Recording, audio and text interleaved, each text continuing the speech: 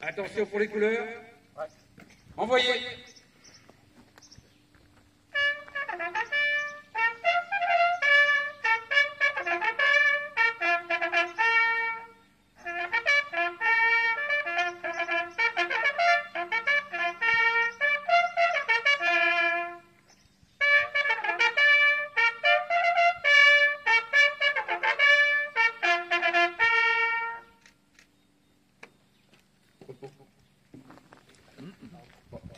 Je vais vous lire le message de l'Union nationale des combattants. Le 8 mai 1944, il y a 80 ans, de nombreuses parties de l'Empire français ont été libérées. Alger est la capitale provisoire de la France. En métropole, la résistance s'organise. Sur le front de l'Est, les troupes russes ont pris l'ascendant. Nous sommes à 2 mois du débarquement de Normandie, le 6 juin, et à 4 mois du débarquement de Provence, le 15 août. Dans les 2 cas, les troupes françaises sont engagées aux côtés des Alliés. Paris est libéré le 25 août et Strasbourg le 23 novembre. Le 8 mai 1945, un an après, la guerre prend fin en Europe. En cette année mémorielle 2024, rendons un hommage appuyé à toutes celles et ceux Français et Alliés qui ont souffert et donné leur vie pour que notre pays se relève. Ne manquons pas de le faire à notre humble niveau, dans chacune de nos communes, dans les sites mémoriels et cimetières militaires, situés sur les itinéraires suivis par les forces alliées en direction du Rhin. N'oublions pas les populations civiles déplacées, les victimes de bombardements, de représailles et d'exactions. N'oublions pas les combattants de la résistance, harcelant ou fixant les troupes ennemies en phase de repli. Transmettons à nos jeunes cette mémoire d'un sursaut et d'un engagement de Françaises et de Français, souvent anonymes et oubliés.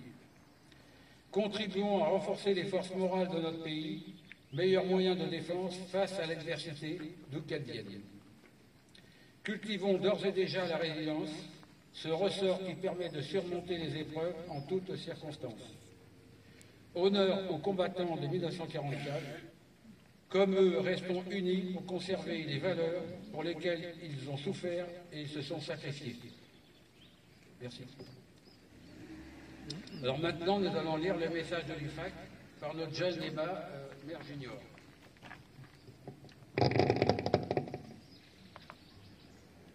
Le 8 mai 1945, le général de Gaulle, président du gouvernement provisoire de la République française, déclare « La guerre est gagnée. Voici la victoire. C'est la victoire des Nations Unies, c'est la victoire de la France. » Quelques heures plus tard, à Berlin, l'acte de capitulation de l'Allemagne est signé, en présence du général de Lattre de Tassigny, qui l'a désigné pour représenter la France. La présence de la France au cœur de l'Allemagne consacre la reconnaissance de sa participation à l'écrasement du nazisme. C'est un hommage rendu à son armée, amalgame de soldats et de volontaires issus de la résistance, au combat de cette résistance tant à l'intérieur qu'à l'extérieur. Tous les Français ou étrangers luttant à leur côté, massacrés, torturés, fusillés ou exterminés dans les prisons ou les camps nazis, comme à toutes les victimes civiles des bombardements. En ce jour du 79e anniversaire d'une victoire si charmant acquise, mesurons le prix de tous ces sacrifices consentis pour une liberté retrouvée et assurons-nous que ces pages de notre histoire soient transmises aux jeunes générations. Pour autant, restons vigilants, car, au mépris des enseignements de ce passé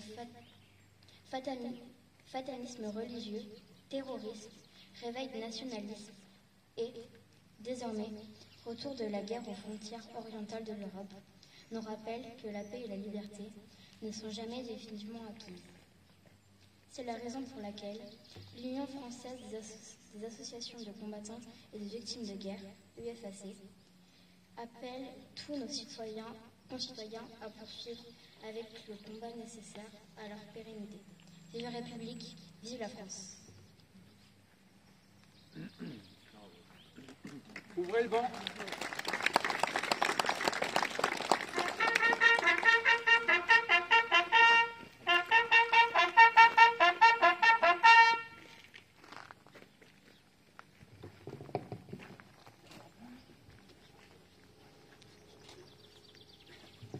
Mesdames et messieurs, bonjour.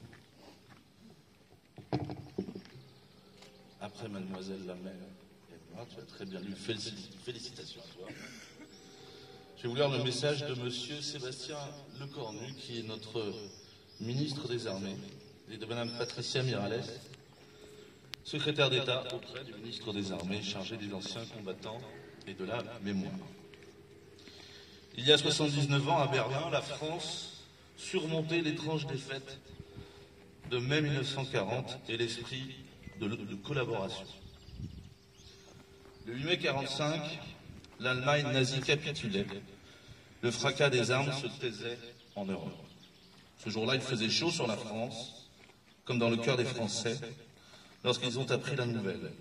La guerre est gagnée. Voici la victoire. Ces quelques mots prononcés par la voix du général de Gaulle, qui depuis le 18 juin 1940 avait poursuivi le combat, ont résonné dans le pays et bien au-delà.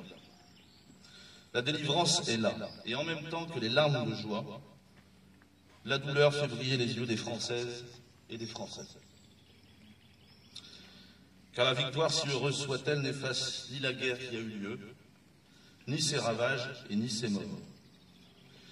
Des ruines de Rennes et de Saint-Lô aux plages de Normandie et de Provence, d'Oradour-sur-Glane aux monuments aux morts sur lesquels on gravera bientôt des noms nouveaux. C'est dans un silence de mort que résonnent les premiers cris de la libération, dans le silence des murs d'Isieux et de celui de toutes les maisons dont les habitants furent assassinés. Le 8 mai 1945, dans un élan collectif, chacun pleure les morts et salue ceux qui les ont combattus. Soit 79 ans après, réunis devant nos monuments aux morts, nous leur rendons un même hommage. Nous nous souvenons de ceux de 40 et de leurs efforts héroïques à Montcornet, à Saumur, à Narvik, dans les Alpes. Nous nous souvenons des hommes et des femmes qui ont refusé d'abandonner la patrie, à ceux qui l'avaient occupée et à ceux qui l'avaient trahi. Résistants, ils s'étaient engagés sans calcul, sans garantie, mais résolus à vivre libre ou à mourir. Nous nous souvenons des combattants des forces françaises libres, venant de France, d'Afrique, des Outre-mer et d'ailleurs. Ils étaient soldats, légionnaires, aviateurs, tirailleurs, marsouins ou marins. Ils sont arrivés sur les plages de Normandie et de Provence après les glorieux combats de Bir Hakeim, de Koufra, dans les sables des déserts d'Afrique et du Levant, à Monte Cassino. Ils débarquaient en France guidés par la liberté qu'ils aimaient plus que leur propre vie. Ils se sont battus et n'ont jamais plié. Nous nous souvenons du soutien décisif de nos alliés d'alors, de ces combattants partis à l'assaut de l'ennemi côte à côte avec les Français libres, de ces millions d'hommes et de femmes qui se sont unis pour hâter la victoire. Nous nous souvenons également de toutes les victimes civiles qui payèrent un immense tribut. Elles trouvèrent la mort dans les exactions de l'occupant ou les bombardements de l'invasion ou de la libération. Nous nous souvenons des victimes de la déportation politique et raciale dans les camps de concentration et dans les camps de la mort. Nous nous souvenons des juifs, tziganes, homosexuels, handicapés physiques ou mentaux, haïs et assassinés simplement parce qu'un jour ils étaient nés. Nous nous souvenons aussi de ces Français et de ces Françaises d'Alsace ou de Moselle, enrôlés malgré eux dans l'armée de l'occupant sous un drapeau qui n'était pas le leur. Il y a 79 ans, la France et l'Europe avaient perdu leur innocence. Et c'est avec la conscience grave du passé que chacun se mit à imaginer les jours heureux. Avant même la fin de la guerre, de nouveaux défis se faisaient jour, de nouvelles ambitions aussi. Une ambition politique partagée par toutes les forces qui avaient contribué à la libération et qui, rassemblées autour du général de Gaulle, avaient formé un gouvernement provisoire. L'ambition de l'établissement de la démocratie la plus large car les peuples avaient compris par les armes et par le sang versé que le nationalisme est un fusil chargé. Tous pressentaient déjà que la construction européenne serait nécessaire au salut de l'Europe. Une ambition sociale, celle de la sécurité sociale, du droit au travail, de la sécurité et de l'emploi. Celle qui a donné à tous les enfants la possibilité de bénéficier de l'instruction et d'accéder à la culture pour que soit ainsi promue une élite non de naissance mais de mérite.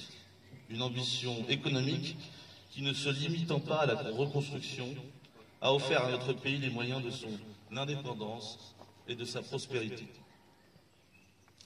De la guerre du 8 mai 1945, nous avons conservé une mémoire.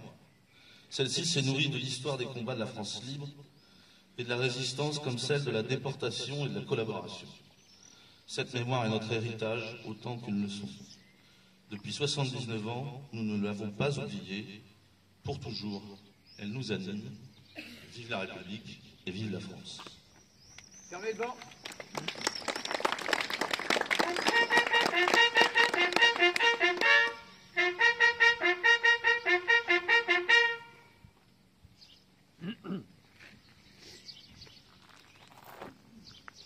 Récipiendaire, gagnez votre emplacement.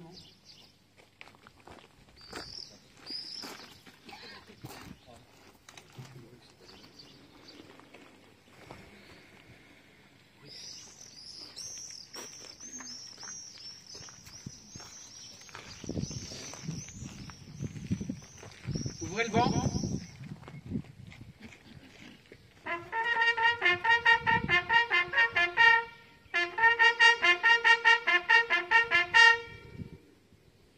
Monsieur Vigneault, Albel, au nom du ministre aux Armées, nous vous remettons la croix du combattant.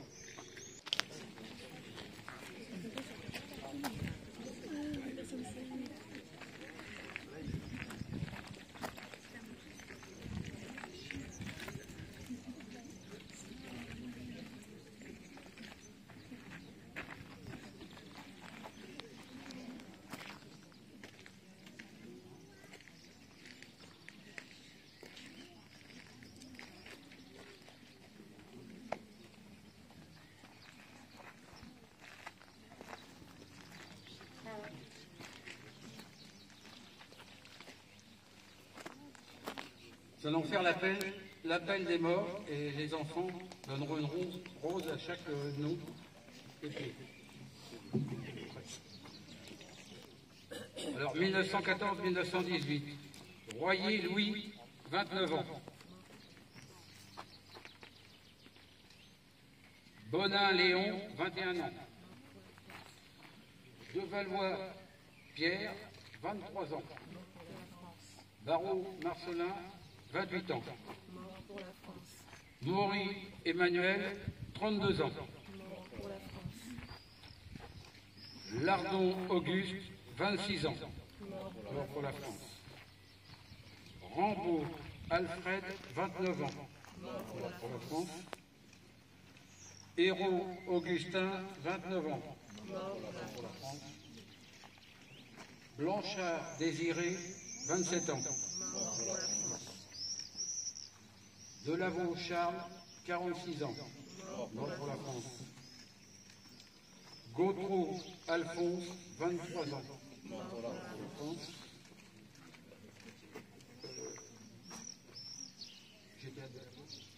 Gautreau, d'accord. Charpentier Henri, 46 ans. Mort pour la France. Doré Henri, 40 ans, mort pour la France. Gautreau Henri, 33 ans, mort pour la France. Hérault Joseph, 26 ans, mort pour la France. Chevalier Aimé, 21 ans, mort pour la France. Baudin Florentin, 22 ans, mort pour la France. Garot Alexis, 33 ans, mort pour la France. Léo Henri, 31 ans, mort pour la France. Germain Toussaint, 29 ans, mort pour la France. Chauveau Fernand, 25 ans, mort pour la France. Joran Ernest, 26 ans. Mort pour la France. Sauvage Édouard, 25 ans. Mort pour la France. Chéniaud Octave, 26 ans. Mort pour la France. Bonnet Henri, 41 ans. Mort pour la France. Rouillon Marcel, 20 ans. Mort pour la France. Rossignol Pierre, 26 ans. Mort pour la France. France. Ôté Ferdinand, 35 ans. Mort pour la France. Audinet Henri, 34 ans. Mort pour la France. Perrochon Narcisse, 42 ans. Mort pour la France. Lagrange Louis, 41 ans. Mort pour la France. France. Fauché Ferdinand, 38 ans. Mort pour la France. De Sazilly Joseph, 51 ans. Mort pour la France. 1939-1945. Douda Maurice, 34 ans. Mort pour la France. Denon Jean, 36 ans. Mort pour la France. Brunoto Émile, 24 ans. Mort pour la France. Bonnet Clodomir, 59 ans. Mort pour la France. Garot Pierre, 23 ans. Mort pour la France. De Sazilly Joseph, 21 ans. Mort pour la France. De Sazilly Roger, 24 ans. Mort pour la France. Afrique du Nord. Désouillère Jacques, 22 ans. Mort pour la France. Gancel Rémy, 22 ans. Mort pour la France. Point Jacques, 24 ans. Mort pour la France. Fauché Francis, 22 ans. Mort pour la France. Côte d'Ivoire, notre ami Capdeville Philippe, qui était du RICN. Donc Capdeville Philippe, 47 ans. Mort pour la France.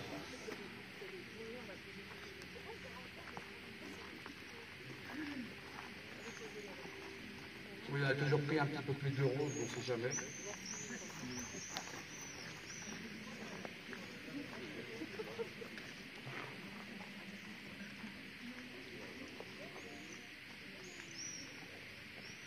Honneur aux morts, aux jeunes de notre commune, morts pour la France.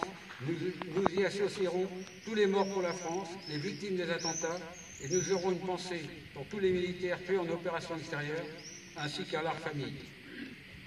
Aux morts,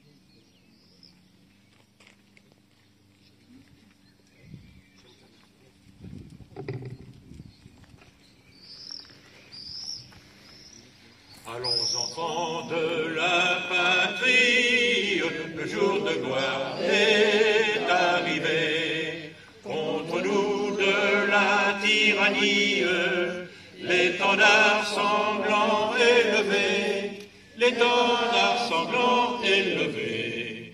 Entendez-vous dans nos campagnes mugir ces féroces soldats qui viennent jusque dans nos bras, égorger nos fils et nos compagnes. Aux armes, citoyens, formez vos bataillons, marchons, marchons, qu'un sang impur abreuve nos sillons.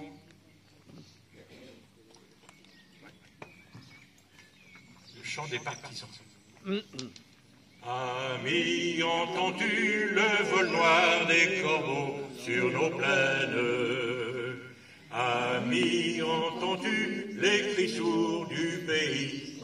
l'enchaîne. Ohé, partisans, ouvriers et paysans, c'est l'alarme. Ce soir, l'ennemi connaîtra le prix du sang et des larmes. Montez de l'ami, descendez des collines, camarades. Sortez de la paille, les fusils, la mitraille, les grenades. Oh, et les tueurs à la balle et au couteau, tuez vite. Oh, et saboteur, attention à ton fardeau, dynamite. C'est nous qui brisons les barreaux des prisons pour nos frères. La haine à nos trousses et la faim qui nous pousse, la misère. Il y a des pays où les gens au creux des lits font des rêves. Ici, nous vois-tu, nous on marche et nous on tue, nous on crève. Ici, chacun sait ce qu'il veut, ce qu'il fait quand il passe. Ami, si tu tombes, un ami sort de l'ombre à ta place.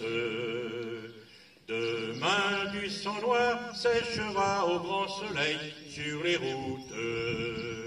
Chantez, compagnons, dans la nuit, la liberté nous écoute.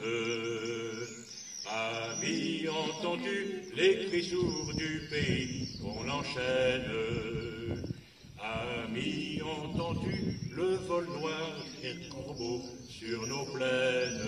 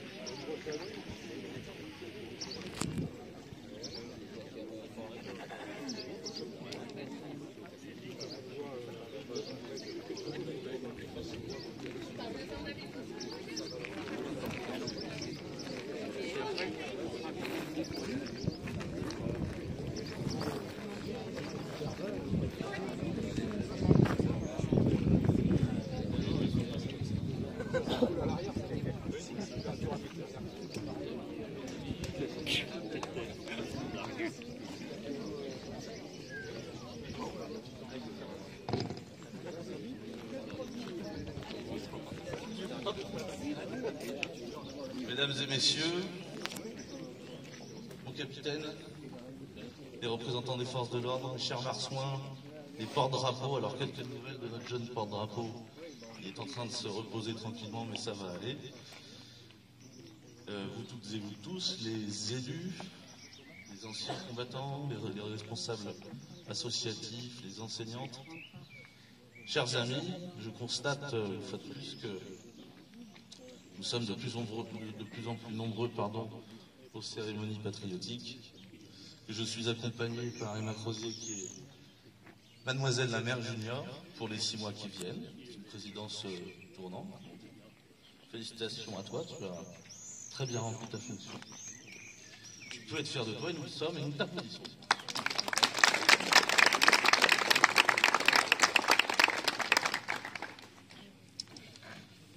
Alors ce matin, je vais faire assez court, mais vous allez voir où je veux en venir.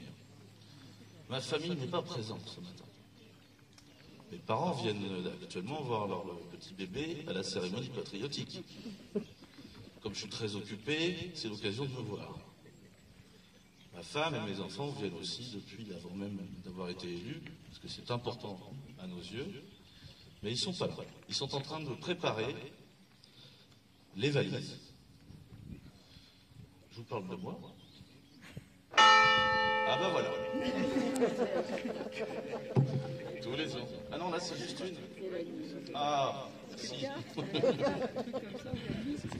Donc tout le monde, toute la famille, mes parents compris, nous allons fêter les 50 ans de mariage de mes parents et nous partons, frères et sœurs, neveux, nièces, parents, tous ensemble. Nous avons loué une maison sans télévision et nous allons passer des jours ensemble à partir de tout à l'heure jusqu'à dimanche. Et ce que je veux vous dire, c'est que là on vient de faire une belle cérémonie. Il y a des familles qui ont été décimées. Il faut penser aux civils. Le ministre l'a dit tout à l'heure. Moi, ce que je veux vous inviter à faire, ou en tout cas, je vous invite à y réfléchir, c'est le sens de la famille. Parfois, on oublie un peu, les jours défilent comme des voitures. On oublie d'aller voir le grand-père ou la grand-mère qui est dans la maison de retraite. On est un peu fâché avec le frangin qui m'a mal parlé au dernier truc. Tout ça, c'est pas bien. Et il faut se souvenir de l'importance et des valeurs que la famille nous permet d'avoir tous ensemble. Donc, je vais m'y consacrer là dans les jours qui viennent, mais je vous invite à le faire, à vous dire, tiens, aujourd'hui, est-ce que j'ai appelé mon frère, ma sœur, mon père, ma mère, ceux qui vous entourent? C'est le 8 mai, c'est le moment de commémorer, mais c'est le moment aussi de se retrouver, je pense, en famille. C'est tout ce que je voulais vous dire, un petit message d'amour familial, d'espoir, et puis je vais aller faire ma valise, parce que je suis un petit peu en retard. Et puis on va monter faire un défilé jusqu'à la mairie. Je vous remercie chaleureusement pour votre présence, nombreuse, et je vous dis à très bientôt.